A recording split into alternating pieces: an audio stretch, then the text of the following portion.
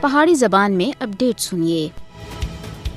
مقبوضہ جموں کشمیر وچ سالانہ امرناتھ یاترا دے واسطے سیکورٹی تے سخت ترین انتظامات دی وجہ تھی مقبوضہ جموں کشمیر دے لوکاں دی زندگیاں عذاب بن گئیاں۔ سینٹرل آرمڈ پولیس فورسز دی 580 اور کمپنیاں تعینات کیتیاں گئیاں ہیں۔ بھارتی بی جے پی حکومت حفاظت دی آڑ دے وچ مقبوضہ جموں کشمیر وچ اپنی گرفت کو اور زیادہ مضبوط کر رہی ہے۔ 11 لاکھ تے زیادہ فوجی پہلے ہی مقبوضہ جموں کشمیر دے اندر تعینات ہیں اور کشمیر دنیا دا سب تے زیادہ فوجی جمع والا علاقہ ہے۔ مقبوضہ جموں کشمیر وچ بھارتی فوج دی مزید تعیناتی دا مقصد مقبوضہ جموں کشمیر دی تحریک آزادی کشمیر کو دبانے دے واسطے کشمیریاں کو خوفزدہ کرنا ہے۔ بھارتی حکومت کشمیریاں دے اتے ظلم بدانے دے واسطے اس یاترا کو بھی ایک ہتھیار دے طور دے اتے استعمال کر رہی ہے، جبکہ کشمیر ایک جیل دا منظر پہلا تھی پیش کر رہے ہیں۔ بھارتی فوج دی تعیناتی کو بدانے تھی کشمیر دی اصل حقیقت کو کسی بھی صورت وچ بٹایا نہیں جا سکتا، چاہے بھارت اس دے واسطے کتنے ہی اوچھے ہتھکنڈے استعمال کرے۔ مقبوضہ جموں کشمیر دے لوگ اپنے پیدائشی اور بنیادی حق دے واسطے پرامن جدوجہد کر رہے ہیں۔ بھارت دے